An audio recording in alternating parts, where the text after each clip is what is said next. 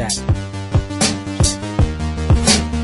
Keep it alive, through these lines I write. I keep it live cause I thrive, I might just blow your mind tonight. I'm so hyped, but it's no hype. From this height, it's direct hits on sight. I'm your type, lend me your ears to show you that there's something in me. I'm not giving up, I'm standing right here, holding these days hostage. And I'll make this my year, we turning fear into love, and the love's in the air. I love doing this cause nothing compares, nothing can share that same type of feeling when you feeling them flares. They can't catch it, it's havoc, I rip to a tear. Switch the scenario, my stereos, I leave them impaired. Variables start to change and they're all in my range. I just gotta grab it, it's all mathematics. Every step is drastic, I make it fantastic. I'm trying to take your breath away, asthmatic. This is live through the stereo. Go and let it blow, blow through the stereo. I'ma let them know through the stereo. Yo, here we go through the stereo, stereo. This is live through the stereo. Go and let it blow, blow through the stereo. I'ma let them know through the stereo. Yo, here we go through the stereo, stereo. Yeah, just nod your head with it, so explicit and vivid. Every image is intricate, intimate. I put my all into it, no scrimmage and no rules. I'm a pro tool, hear my heartbeat, beat into the vocals. I'm so loco, lost my mind, oh no. It's Ponderoso, dope, so no overdose, cause it's dope, yo. Man, this is house grown, mixed with some milestones. So I let the style flow down like the Dow Jones, bringing it with some foul tones, letting the crowd know we getting loud, so it's eardrum rudiments. Yeah, we bring it rude again. Move, little hooligan. Music for tuning in, full time to the 10. I'm on my clock like I told you. I'm doing this for dreams we pursuing. Hey everybody, welcome back to the Anti-Media Radio once again with your host Nick Burnaby here on UCY.TV. Make sure you guys check out the antimedia.org, that's our website. I'm joined by my co-host DB Schwartz. How's it going, bro? Doing good, Nick. Doing good. Just watching the ramp up of all this basically social upheaval worldwide. And it's funny, like while everybody's looking for a missing plane and watching all these things unravel between Ukraine and everything, all these massive sweeping changes have taken place in Europe nobody even really knows about. Yeah, man, it's almost like the European Union is like the Hitler of new. And, the scary thing that I'm starting to see, and I just saw this article come out about, in France. Part of this article is positive. Apparently 60% of the voters in France are rejecting the mainstream parties, which is like them rejecting the Republicans and Democrats here, for instance. But the problem is that, a lot of these people are turning to these more fascist-leaning parties, these nationalistic parties. And I can't help but notice that there's a big rise of nationalism going on right now in Europe. Well, it's all go according to plan. It's exactly what happened last time, where they're going to blame the immigrants on the economic failings of a system that's being held up by a house of cards, which is fiat money, and that those glory days are over. It's like the Great Gatsby, right? The roaring 2000s are long gone, and now we're heading into our own 30s, and that's what's going on. Basically, man, and unfortunately, we haven't we didn't really talk about it much last show, but there's a lot of, like, with all these banker suicides and the way the stock market is going right now, a lot of it is reminiscent of what happened right before the Great Depression, which is pretty Correct. Scary. Well, it's the death of the dollar, and the only thing that can save it is war. So that's what we're looking at. We're looking at either attacking Russia, China, or both, and to reassert the global domination of the dollar. And failing that, it doesn't really matter. If we fight a war and we lose, the elites don't care. All their money's intangible assets anyways. They could care less if one currency or another dies. If it becomes the petro-yuan, so be it. Yeah, because, these guys that are, orchestrating this whole scheme, they know better than to be vested in a bunch of fiat currency. And let's face it, all the major currencies in the world are all pure fiat. There's no gold-backed major currency. No. So these guys that are manipulating the inflation, and I saw this thing today earlier that apparently bacon prices are up like 12%, and they had all these excuses. Of course, it was coming from the mainstream, and they had all these excuses about it, and it was this and it was that and the other thing, but they don't mention the inflation. You know, Well, and that's what is really causing this thing. It's all this Federal Reserve action, all this creation of money out of thin air, and that's what's deflating, deflating our purchasing power, inflating the currency, and robbing everybody blind. And the guys at the very top make off like bandits. It's insane. it's only a robbery because people keep buying into the system. What people should realize is a staggering statistic just came out. It basically said that the 1,300 most wealthy people in the world controlled 94% of the money on paper.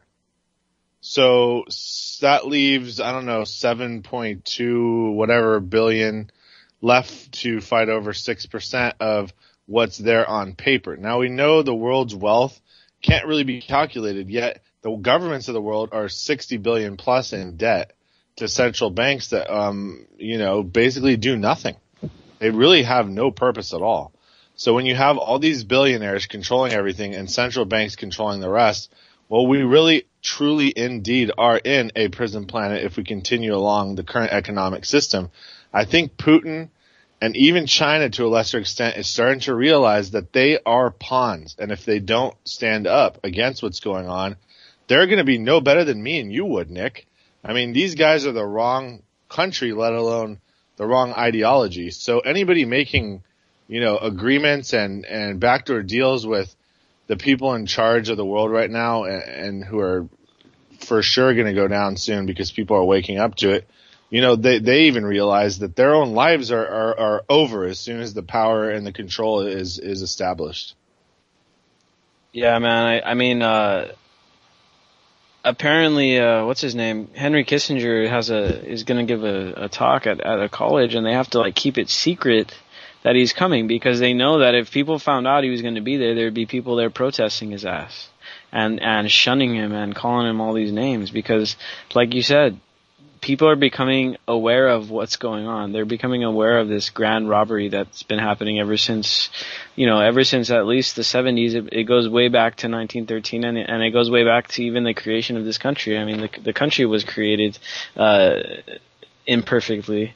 So, this country was created with one specific goal in mind. When they reached the Atlantic shores and they saw nothing but natives in the way of another coast, they realized that, when I say they, I mean the power elite, the people that for 6 or 7 or how many thousands of years these people's families have controlled everything. They realized that the manufacturing base was there to militarily dominate the world.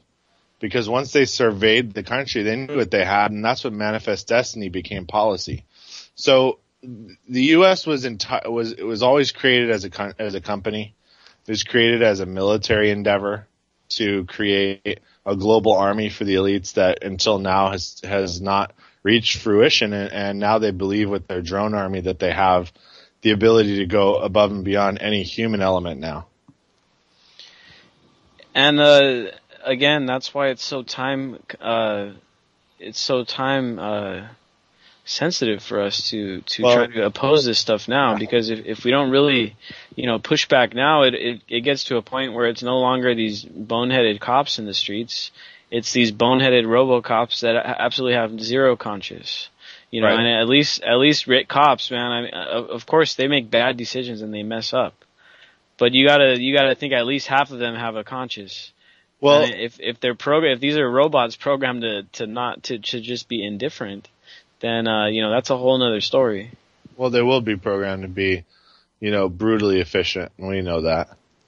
We know that when we watch the show or the movie Elysium, that's the wet dream for them to go off somewhere else and leave everybody in the muck and the mire here and have robots police us. And the people up at the top and all their little lackeys and henchmen seem to be fine with that plan, but eventually people working for them have to understand, even the scientists developing these advanced robotics have to get it, that it's literally homicidal to our race to allow only a small percentage of people control over things that can wipe millions, if not billions out. Yeah, man, it's like sooner or later people are going to realize that they're just the peons and this whole thing is just a big scheme. And it's just like the statistics you mentioned earlier, 1,300 people controlling like 95% of the world's assets on paper. I mean, it's just insane. And like we're working with the other 5-6%, the scraps, you know, Right. and like what we were talking about at the beginning with Ukraine, with this rise of nationalism. Now we also see it here, where we see these people, and let's face it, it's mostly these Fox News watching Republicans that are basically they blame the economy on immigration, and then they say that we need to deport all these people, and somehow that's going to fix the economy, when that's like a total distraction. I mean, under a real market condition, immigration is awesome for your economy. Well, there's You know? no fixing the economy. I mean, people don't seem to get that more people and less jobs means a worse economy. We're not going to have more jobs. We're not traditional jobs, not labor-based jobs, which is doing things machines are rapidly replacing. We're going to have to create careers and passions for people to follow. The only alternative is that we have a whole bunch of people making money for free and doing nothing. And the only option then is basically to pay them to sterilize themselves. I can't see any other way the government would allow something like that to happen. But getting beyond that, we're going to have robots doing all this stuff, and the people that really want to create a better society, you're going to have to become, creative and highly educated. This is where, like I've said for many, many a show, that now is the time when we're in the middle of a social upheaval and when our economy is about to crash to smithereens, and the heavy-handed sociopaths in charge will try to create a martial law, Hunger Game type scenario. We can fight back by saying, listen, just common human decency says the economy cannot support 330 plus million people with our resource base, and the fact that we're automated. So we need free education, and we need free rooms, free food, free water, free healthcare. All that stuff needs to be subsidized. And we can cut our defense budget down to a third of what it is now and still outspend everyone. And we're so far ahead anyway, what does it matter? Yeah, man. I mean, if the assets were run correctly, and I think that's kind of the way that Switzerland runs their government, is, instead of spending a bunch of money on defense, they just spend it on a bunch of social programs. And that's actually how the country would be if it weren't for the fact that we have this gigantic bloated military industrial complex. Now, is that system perfect? No, because of course you have this huge bureaucratic problem, which is why eventually you want to get totally away from government altogether if you can, but let's face it, we're on the wrong side of this fascist uprising in Europe, man. And it comes down to a time where we're gonna really face some consequences if we don't really wake up and realize and get people to realize that the government that we're supporting over there in Ukraine these guys are pretty extreme, man. They're pretty nationalistic, fascist typed parties of people. And there was a leaked tape which was leaked on RT. So obviously it was a Russian tap. It was a phone that was tapped by the Russians. But it was basically Tymoshenko, which is the former leader of Ukraine back before the last revolution that they had. That was back in the 90s or something like that. And it was back just in the 2000s, I believe, actually. And she was basically saying that it's time to grab guns and kill all the damn Russians. And she even said, we should nuke them.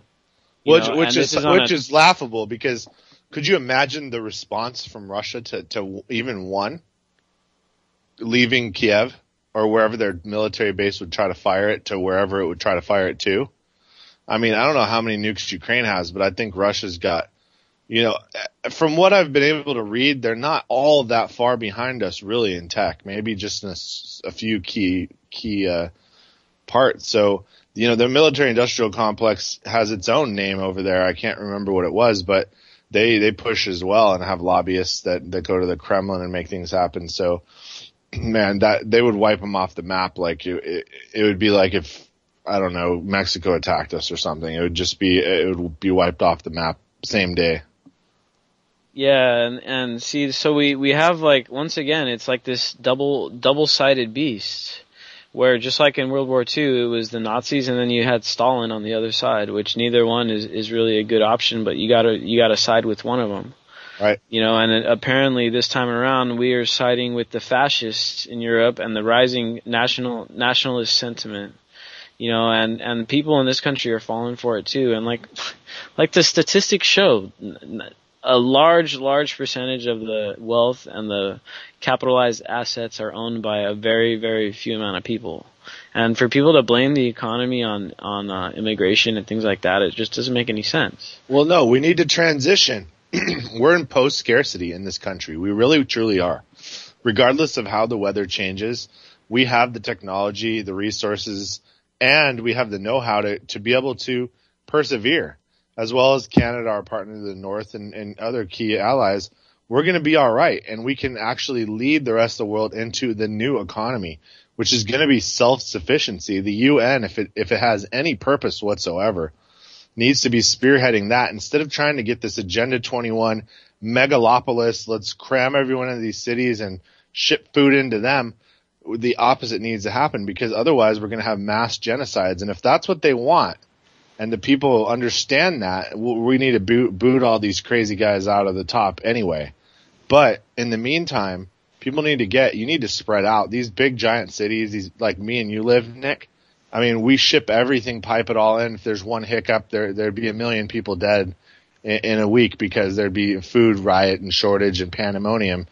And it just can't persist, because we know the centralization of all these key utilities eventually will be cut for political purposes. We know that. Yeah, and it's not by coincidence, and it's not, they didn't accidentally end up in control of these huge grids that they use to control the food, water, electricity, all that stuff. It was by design. I mean, that's Henry Kissinger right there. That's one of his quotes. That's actually Thomas Edison, who decided that we'll run on a fossil fuel-based system when Tesla already had this free energy system in the 1880s, and said, hey, guess what? Government and royalty and all the other secret society power structures, I'm a lowly guy who likes to rip off other patent holders. Make me a billionaire, and I'll show you how we can condense all this power these people will get addicted to, since it's so cheap and it's a lot easier than going out and cutting firewood and all that other stuff. There was an article I read today about this electricity co-op that was going up in Wisconsin. Right. It was a community citizen-owned solar panel co-op. You know, and these things are popping up all over the place, because people are starting to realize, look, it's time to start to decentralize our electricity. They get it. People are like, okay, well, either we can be like these guys on TV, like these doomsday preppers, and go out and spend thousands of dollars and stuff, or we can make some like real life changes. And I'm not saying not to do either one or do both, but I think a little bit of both is better, you know. And so you can make some real life changes in your neighborhood, start a community garden. I went to a workshop this weekend about community gardening and how they organize them and stuff. And I mean, dude, you could turn just one of your neighbor's yards into a community garden, man. It's like you can do micro gardening and stuff like that. Yep. So and basically, sorry to interrupt you, Nick, but just from what I've researched about this ECT, which is this co-op up in Wisconsin, which literally you can kind of spread anywhere in the country, they're talking about how they're selling this solar garden, which is going to produce a whole bunch of kilowatts, and members can come in and buy up to 5 panels at $13.50 each. And it'll run, it'll run back to the grid, and you'll get paid off of that. That's an investment. And if enough people get into this, we're going to kill these big giant power companies little by little by little, as we buy up these plots of land and throw these solar panel gardens on here and just pump it back to the grid. And these guys have to keep paying out paychecks to all these initial investors. Think about this. These power companies may become profit neutral at some point, which would be just hilarious. Yeah, man, there was a guy in, I forget where he was at. He was somewhere in the Midwest, over near in that area by Wisconsin, Chicago, Illinois, in that area. But what they were doing in his community is they already had a energy co-op, and they were taking the energy and turning it into like these rebate like certificates basically, and like using it as a local town currency. It was pretty awesome, and it was basically a currency based on the electricity grid. Right, and think about this, Nick. I'm even more into research. I found out that the average return is 5 to 5.5%, and that's for life. This is the safest, best investment ever. The sun's not going anywhere. It's never going to stop shining. These solar panels have a minimum of a 20-year lifespan and probably really can go about 30. At 5 to 5.5%, you're going to make your money back like no problem. I mean, in 7 years, that solar panel's paid off, and then from there on, it's smooth sailing, pure profit. Yeah, it's an awesome opportunity to invest the money and then also benefit from the power that's coming out of it. And then what you're doing is you're cutting out the corporate process too, which is just another middleman. If you want to talk about it economically, I mean, think of it. It's buying direct. It's direct. It's actually your power of, you know, things that you own that are producing it. So you're not paying anybody. Right. It's yours. You don't have to pay for it. The individual can now sell nature to other lazy consumers, people that would rather stay completely in grid. You know, the sheeple, so to speak. But we can get in on this action now. They can't tax the sun. They can't tax windmill power. They try to make collecting rain, illegal because it's against the common good and it depletes the water table. But honestly, they can't do anything about these evaporative technologies that pull out of the air. So you can make power and water, and of course, when you have those two, you can of course grow food. So these little hedge startup farm / solar farms and all these other things that are cropping up in the land of the free, we're going to take it back. That's the easiest way to do it.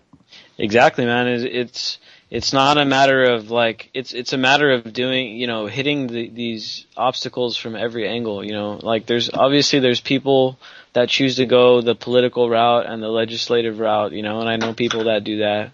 And then there's people that go about spreading information, and there's people that go about building like new systems that end up replacing the old stuff because the old stuff is highly inefficient and highly dysfunctional, and it's a rigged game, it's a regressive game. So it's directly leading to things like Venezuela, which right now is on fire, because their entire economy is based off of a fossil fuel that's in one lagoon for them.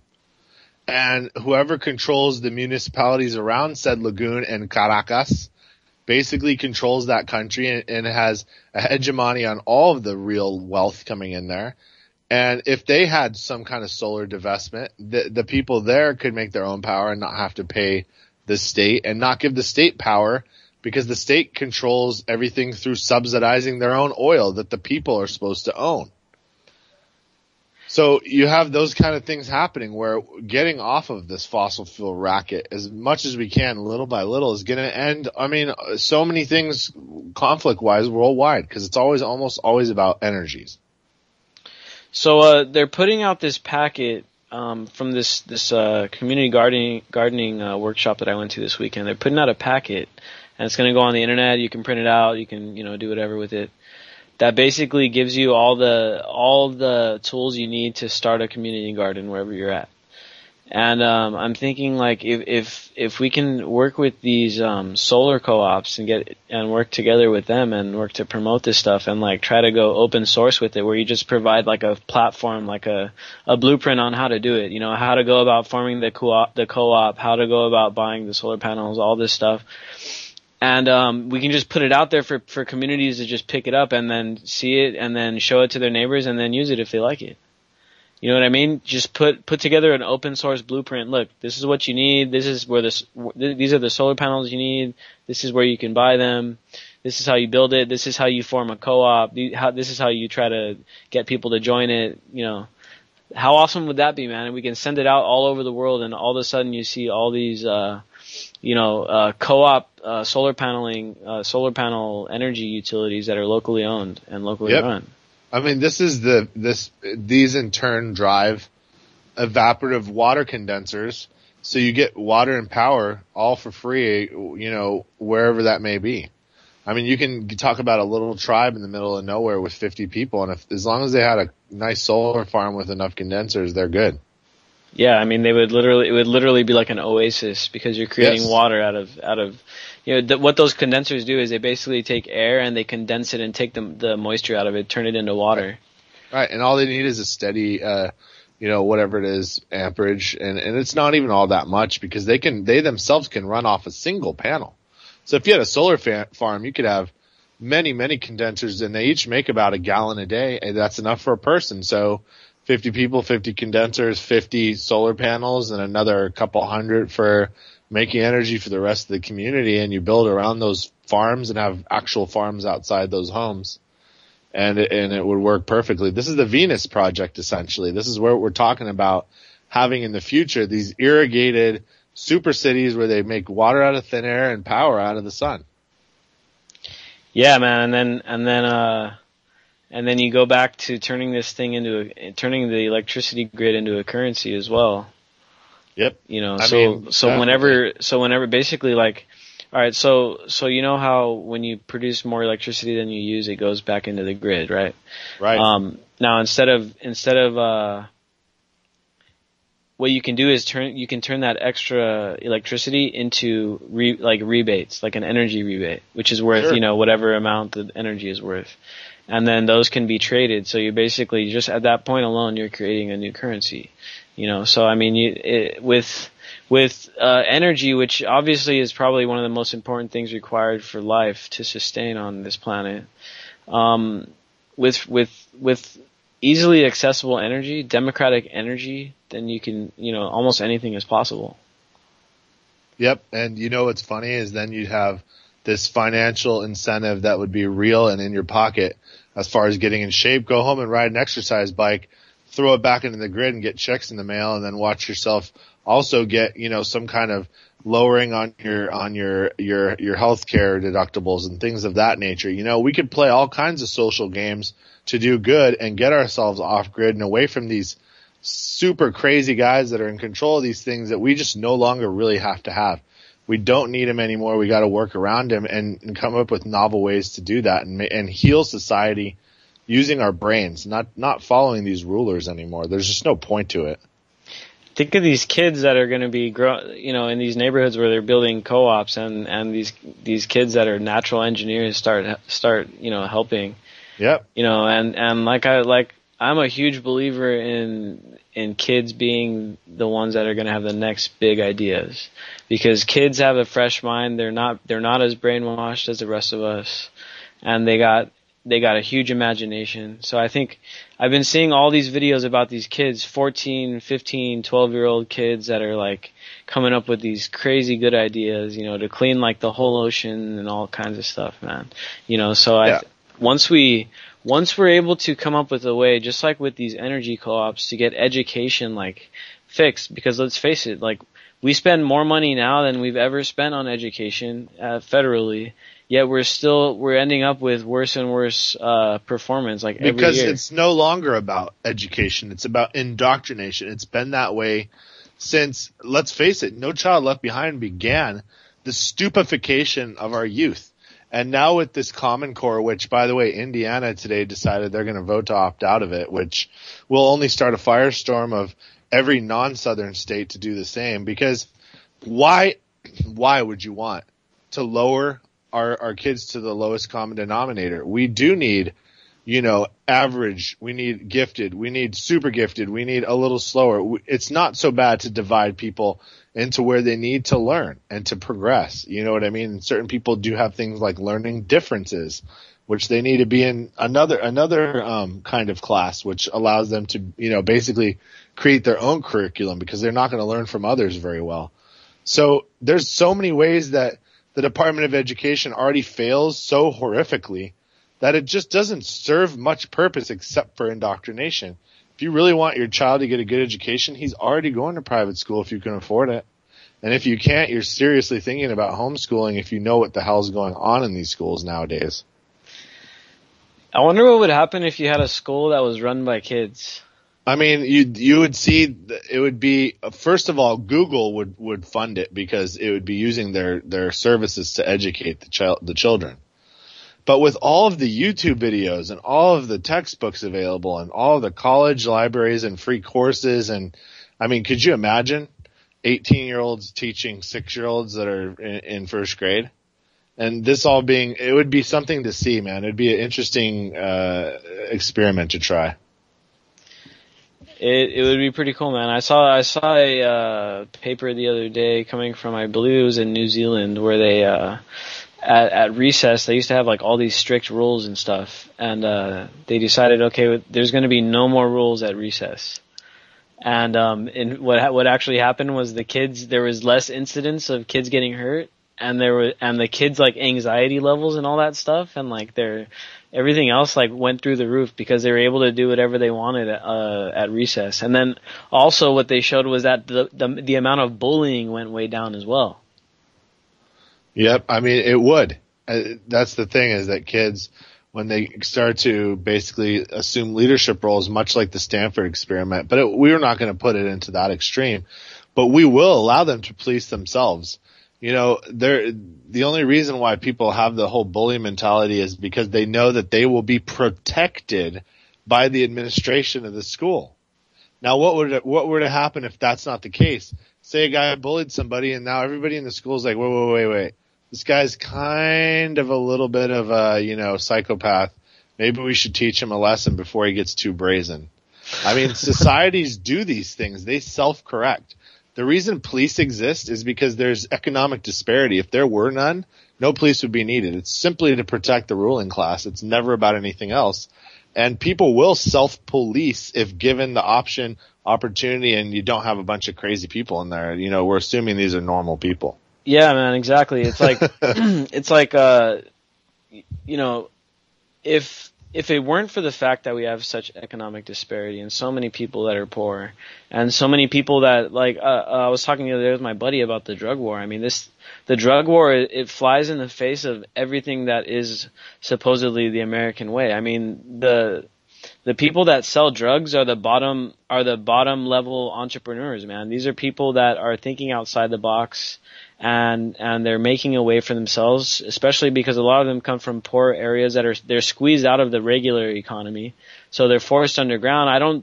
Most drug dealers aren't dealing drugs. Like they don't plan on doing it as a career. They're trying to make a little bit of money to get themselves and start a business or something like that. So right. The war on drugs, the fact that they're locking up all these people, and in reality they're just entrepreneurs. They're black market entrepreneurs. They're not drug dealers. They're just entrepreneurs like any other business. It's just that the government says that they're illegal. So unfortunately, if they get caught doing it, they go to prison. Which adds a whole nother dimension to the whole to what's going on. But the fact is, they're trying to suppress all of the innovators, all the people that are thinking outside the box. And that kind of leads right up to this last point I want to make before we bring Nick in from Health Conspiracy Radio about Feinstein. And she's pushing forward this journalism shield law. I don't know if you've heard about this thing, but yep. Basically it's like the government reacting to the government's own actions. So, we all remember that the government got caught. They were spying on the AP phone calls or whatever, the Associated Press phone calls, because they were trying to find out who the source was of this information that was leaked. And when this was made public, there was a huge outcry, and so now Feinstein's like, oh well, Feinstein's taking it upon herself, just like she did after Sandy Hook. She's like, oh, we got to protect these journalists. So because she's like, the government did bad, so now, even though I'm the government, I'm gonna fix what we did bad.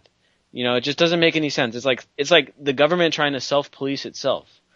Well, yeah, there's no Citizen Watch group with any teeth at all. And basically, it provides protections as long as you're a corporate journalist. So if you're a corporate journalist, they're not going to be able to take you and put you in jail if you don't want to reveal your sources. But if you're an independent journalist and you don't get paid for your work, or you're a social media blogger or whatever, if they want you to reveal your source and you say no, guess what? You're going to jail or possibly even prison. Right, and the workaround's always just going to be incorporate, and many independent journalists are going to get together and drop the $50 it's going to take and put, and of course, this is also what they want is so they can get these lists going too. But we will have protections, and we'll get things passed to protect us. Then also it's compliance, Right, it's compliance, but we play the game or we don't. Either we believe in the system or we don't. If we don't, it's anarchy, and we come up with something else new. But the thing is, what? Until we come to some kind of consensus, and that really does mean waiting out this freaking too long living generation that just will not get past all of the government propaganda they absorbed their whole lives. Once basically the baby boomers are out as far as voters, things will start to actually change within the system if we don't have some chaotic collapse before that. Yeah, man. It's like, I can't tell if it's like one or the other, but it's like the corporations, the mainstream media, they're definitely trying to put the squeeze on us, and we've fended off all these attacks last year, all these attacks on the internet, CISPA, and then the NDAA and all this stuff. Now they're trying to ram through this other legislation that's going to screw all the independent media. They're calling it the Journalist Shield Law. They're acting like it's a good thing. And apparently the votes are already there in the Senate to get this thing passed. Now, I mean, at this point, we're relying on the House. We're relying on the Republican-dominated House to pass this thing. And you think Fox News doesn't want to put the hammer down on independent journalists? I think they do. So, we're going to be facing a tough battle on this thing, and it could, like you were saying, I mean, we could all sign up and start to try to get paid for the work we do. But, some people may not fall into those categories, man. And there's like it's like, okay, well, you have to have been working as a journalist for at least 1 year for this law to cover you. Or you have to have, in the past 5 years, you have to have worked as a paid journalist for 3 months. Like, I mean, there's like stipulations in this thing that could really nail you, bro. There's like a bunch of loopholes. It's a very broad, very, very broad language. So I mean, they potentially can probably basically use this law on anybody that they wanted to. Right, and I'm sure they got the language ironed out, and there'll be loopholes for us too. Not every lawyer out there is working for them. A lot of them want to take a piece out of their pie. Like I'm always saying, they always open up their own bag, their own can of worms on themselves by trying to do all this legislation. It's just ridiculous. It's ridiculous. The shield law will shield us. Maybe they'll get us all pigeonholed and go, oh, we know who's an independent. Guess what? Anybody now, right? I mean, think about this. You could write a food blog and somebody could make your recipe and they could sue you because they got food poisoning and you're not protected because of the shield law doesn't apply to you. Exactly. I mean, man. You're going to see this upheaval because everybody blogs. Everybody's got a voice. Everybody's into things. Everybody comments. It's going to be everything you comment to, everything. It'll be so broad based. When people learn this stuff, they're just not going to allow. I can't imagine they allow it. I mean, imagine when you start posting things on your Facebook and you get copyright infringement fines of $5,000 or more. Hey, so how long will how long would it last? We have Nick Brannigan on the line now from Health Conspiracy Radio, and I think what we're talking about right now kind of can be a bit concerning for you as well as it is for me. But I don't know if you heard about this journalism shield law. Do you know anything about it? Hey guys, yeah, I've heard about it, and I just my attitude these days is just give a big middle finger to these laws. I don't care about them. For the most part, it's good to talk about them, good to pay attention to them, but I'm going to do what I'm going to do, and I'm not going to let some silly little law from the federal government dictate my ability to pass along information. Exactly, man. That's that's what we need to do on a massive scale. We need to get people to do that, and I think we're actually seeing that. I'm pretty sure that's what we're going to see with this Obamacare thing, where there's just not going to be enough young people that sign up. And this thing is just going to, I forget what they called it, something about these premiums, like a premium suicide dive or whatever, where like the premiums just start skyrocketing because not enough young people are paying into the system, and it's all the people that basically need it are the ones having to pay for it, and then it's just all the premiums go insane, and then it just collapses. But I think that's what we're seeing is we're just seeing a lot of people that are just like, you know what, I'm not going to join this thing. It doesn't make sense to me. I'm not going to do it. Yeah, I cover this on my show tomorrow on Natural News Radio, and that people say, oh, don't publicly say you're not going to sign up for Obamacare. No, now is the time to publicly show our non-compliance, to publicly say, no, Obama or whoever's pulling your puppet strings today, I'm not signing up for your corporate fascist healthcare law, and I'm not going to be threatened and bullied with threats of penalties from the IRS. It's not going to happen. You're not going to force me to buy something that I don't need. I eat organic food. That is my health care. So, like I've been saying for the past few weeks, my middle finger is getting tired right now because I'm just holding it up and publicly stating I'm not signing up for your corporate fascist law. It's just not going to happen. And we need everyone to do that. People to say, oh, well, it's just a small penalty. I'll figure out a way not to pay it. But it's not a small penalty though. It's like huge. It's up to 4,000 in some cases. Oh, well, there you go. That's the point where we need to, figure out ways to not pay that, stay out of jail, do it as legally as possible. But, what it comes down to, something being legal and lawful doesn't mean that it's ethically okay. So when it comes to Obamacare, when it comes to these journalism laws, they can just, I don't know how to say it nicely on the radio, but they can get screwed. I'm not doing it. And everyone needs to take this attitude and be vocal about it and be public about it and let them know the power is not in their stupid little pen. The power is in the decisions of the people as individuals. And the more of us as individuals that say, no, we're not going to do this, we're not acquiescing to your stupid laws, the less power that they'll have. And because there is power in going against the system. We all know that. And we need more people to do that, more people to follow the lead of Nick Burnaby, more people to write blogs against the system and to do their own radio shows. The more people doing this, the more we help each other out, the quicker the system's going to fall. Yeah, man, it's like we just got to keep building out these alternatives, and we always talk about it on our show about the whole grid, and there's so many different parts of it. It's the food, the electricity, the water, and it's a way that they can control people, and it's right out of Henry Kissinger's playbook, and it's exactly what he called for. He's like, control the oil and you can control nations, control the food and you can control people. Well, that's exactly what they're doing, but it's not just the oil. Think of it, it's the energy all around. If you can control the energy, if you can cut off the power for one city or cut off the power for one sector, one region, then it's like you can just tell these people what to do and they're going to do it. They're going to be at your whim. There's going to be nothing they can do. So that's why it's so important that we start building out these solutions, these new ideas, like we were talking about earlier about these electricity co-ops that are going up. There's one going up in Wisconsin right now, and it's basically a solar powered community co-op, and all the people in the community own like a little part of this solar operation. They all get power from it. It's pretty awesome. But these are the steps that we have to take in order to make the current system invalid so that we can unshackle and get all this stuff off of us. Exactly. We need to become as self-sufficient as possible. Like, I live in Las Vegas, so if resources get cut off tomorrow, we're in trouble. But I like to go into the mind state that, the collapse, if it is going to happen, isn't going to happen tomorrow. It may not even happen for 5, 10, or 20 years. So let's have more of a long-term time frame.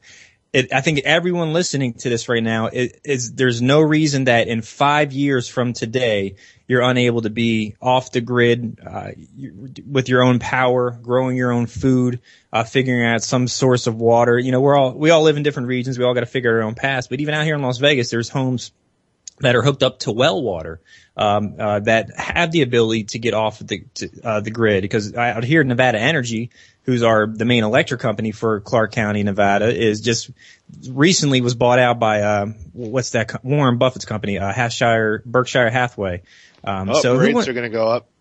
Yeah, rates are going to go up, and who wants to give that guy money? And smart meters just got installed on all the apartment complexes where I live. So now they got the system where if you're having financial trouble and you don't have the ability to pay your bill for this month, they don't even send the guy out anymore to physically turn it off. They just hit a couple buttons in a keyboard and your power's off. So everyone should have the goal within the next 5 years to be off of the system as much as possible. Everyone should have the ability to at least grow microgreens inside their home or do an aquaponic system. Everyone has options somewhere where they live where they could get off the grid. And if it's not possible now, start thinking more long term. Where can you be in 5 years as far as getting off of this system as much as possible and being non-compliant and not sending our hard-earned dollars to these companies that are run by Warren Buffett and so on. It's just we need to start maybe thinking a little bit bigger than where we are now, and thinking of how is it possible, instead of thinking that it's impossible, because anything's really possible when we apply ourselves. Yeah, man, and this I'm gonna try to pull up this link for this this energy co-op going up in Wisconsin. It's a perfect case example of something that's an idea that's working, and it's something that people can already start doing. And there's so many options out there. You mentioned aquaponics, and Dave's been over to my place and saw my aquaponics system, and it's awesome, man. It's like you have fish growing if you want to eat them. I'm not personally going to eat my fish just because I kind of got attached to them. But you got fish growing, you got protein, you have your vegetables, your fruit, all your food growing in this garden. And it's very low maintenance. You can easily get this thing off the grid. That's what I'm working on right now with mine. I'm trying to get a little solar paneling kit from shopping around, man. I'm looking on Craigslist and online and stuff. But I'm trying to get Costco for $7,000's got like a 6-panel setup, Nick. That would be cheaper than that $1,350 from the solar farms. Yeah, it's pretty cheap, man. But yeah, for me it's just a little greenhouse. I don't need very much, so I couldn't get one of these, $500 kits and like get my whole garden off the grid, And it takes up very little space. It grows all year round, very little maintenance. I mean, anyone can do it on a small scale. And it's not a matter of honestly I don't think it's a matter of creating one giant aquaponic warehouse where it feeds the whole world, because then you run into the same problem. It's too few people in control of the whole supply. So if we can keep doing this on the small scale, and just if 1 million people do it on a small scale, it's the same impact, only better, because everything is decentralized and democratized.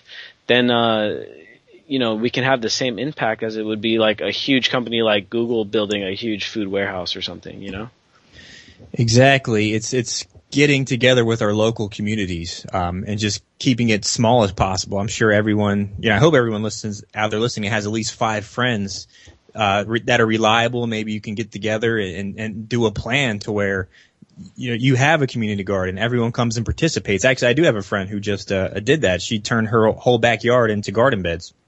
And anyone that can come and plant, anyone that she knows can come and take the food. And that is just a small step. So, we all have this thing where we see this big picture and it seems just so big and intimidating. But what can you do on the small scale? And that's exactly what you're doing, Nick. And that's exactly what anyone can do. And if you don't think you have the resources to do it now, figure out how you get those resources within the next year and start thinking just a little bit bigger than where we are now. And that's how you get off of the system. Because what better way to be independent is there to be than growing your own food? I mean, I shop at local farmers markets, at Trader Joe's, at Whole Foods, but at the end of the day, most of that food's coming in from California. And I'm going to get it set up to where I have food that I can at least eat on a weekly basis, a portion on a weekly basis that I can grow in my own place out here. And everyone should get to that point. That's one way to kind of politely give the system the middle finger, so to speak, and just feeding yourself. Who doesn't have the right to grow their own food and feed themselves?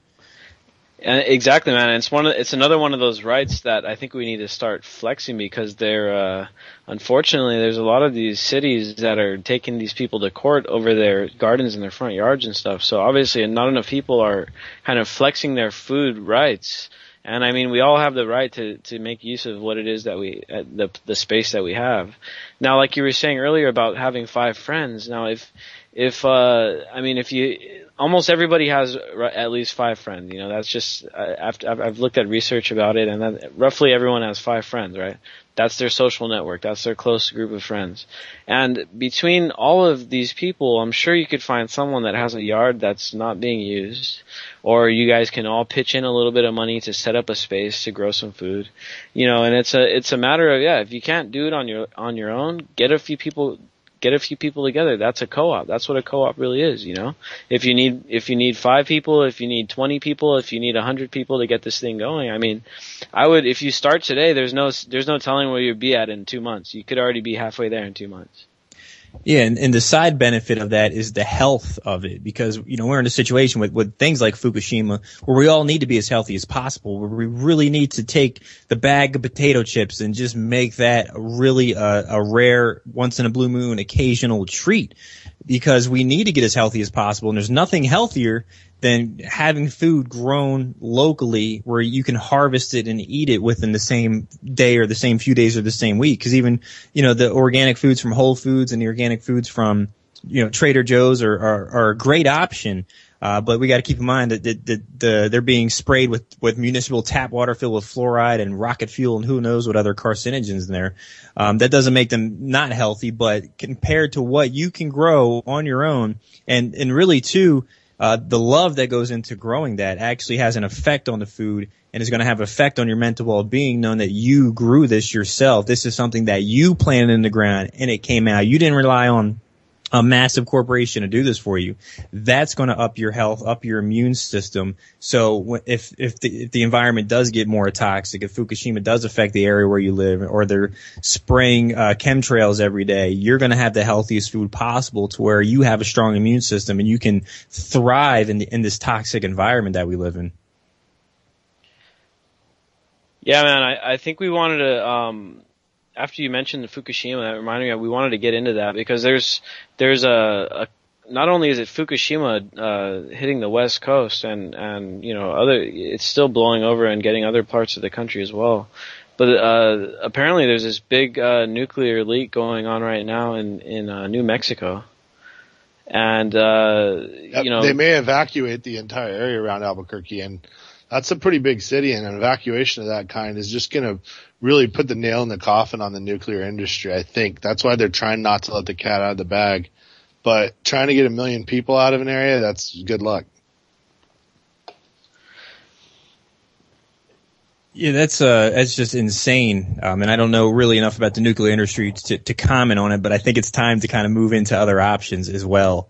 And that's why you really need to be as healthy as possible. That's why, you know, I kind of use the term health conspiracy overall, because if a nuclear plant blows up, it's not necessarily a conspiracy, but when you're eating garbage every day, all day, like I go to the local Smith's, which is owned by Kroger's, just to buy some organic product there to show the management that keep loading your store with this, but you see what people put in their grocery store.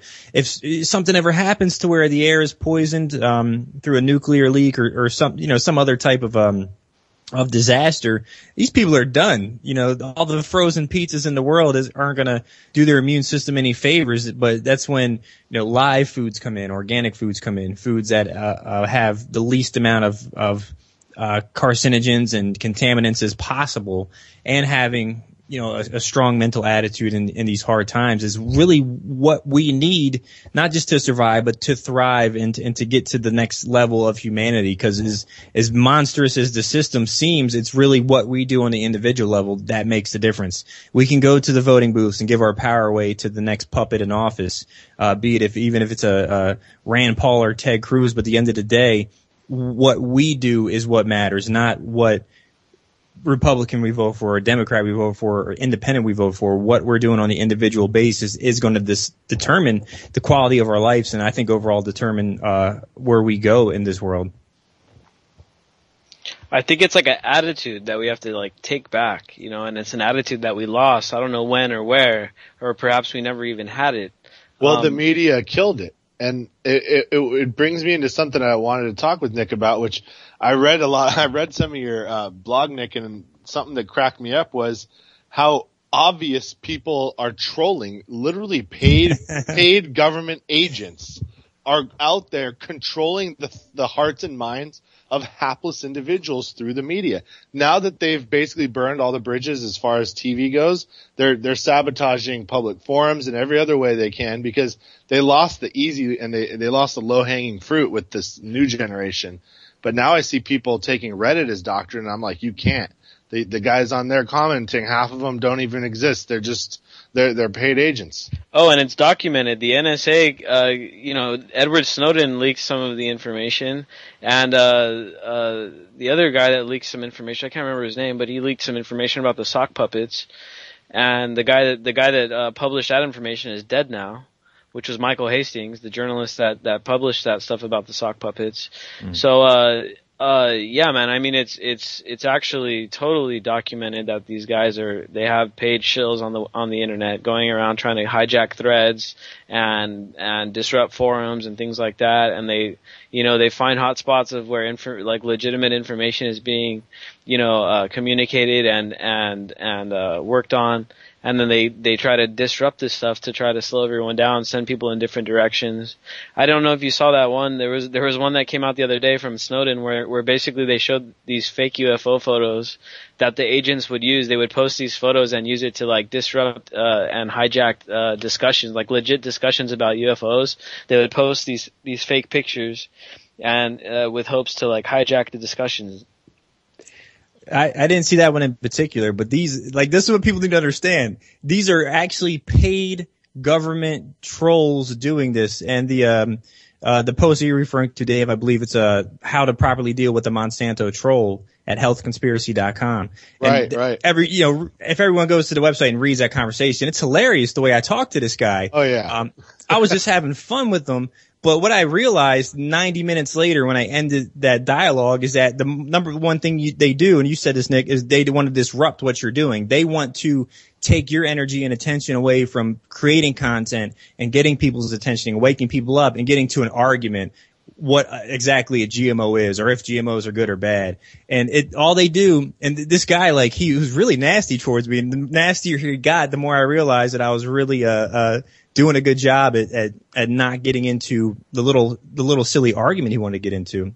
And he told me to kill myself and said non-GMO activists are just below pedophiles. And it was really, and my responses to him were just, I had a good time posting them.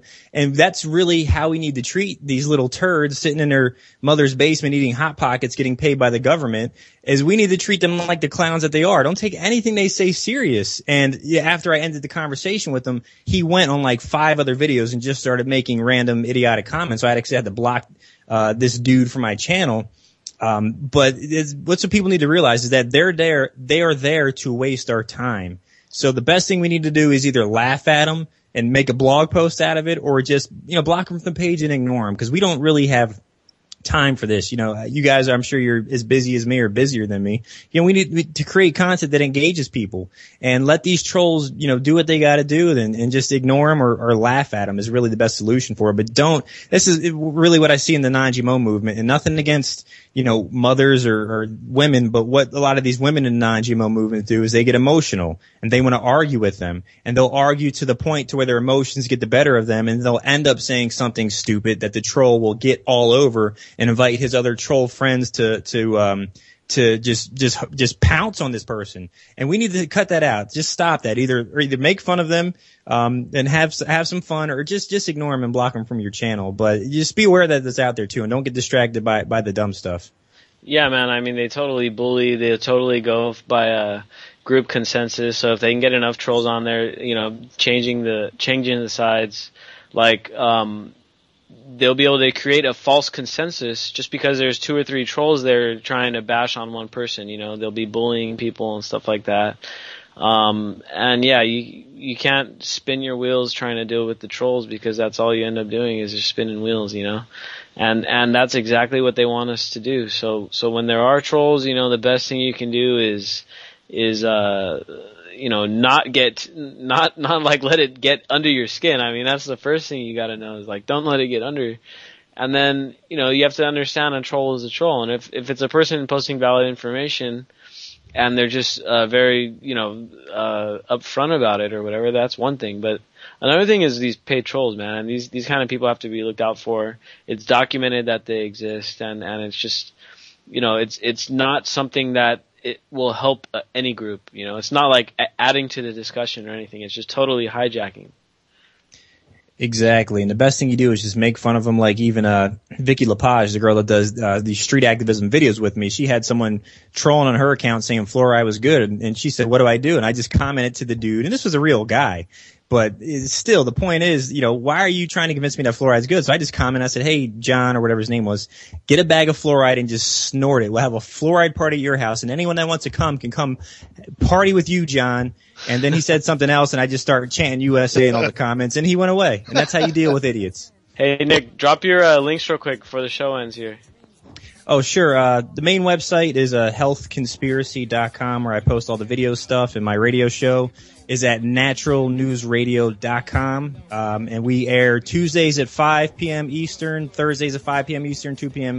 Pacific time. Thanks, man. Hey, thank you guys for having me on. See you guys Wednesday.